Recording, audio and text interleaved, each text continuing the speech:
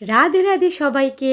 যাদের বাড়িতে আছে লাড্ডু গোপাল তাদের জন্য সর্বদা এ কথাটি অবশ্যই মনে রাখবে।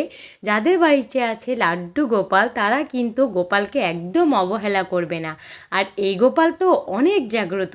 যাদের মনে অনেক দুঃখ আছে তারা কিন্তু গোপালের কাছে বলতে পারো, জয় গোপাল একবার বলে যাও।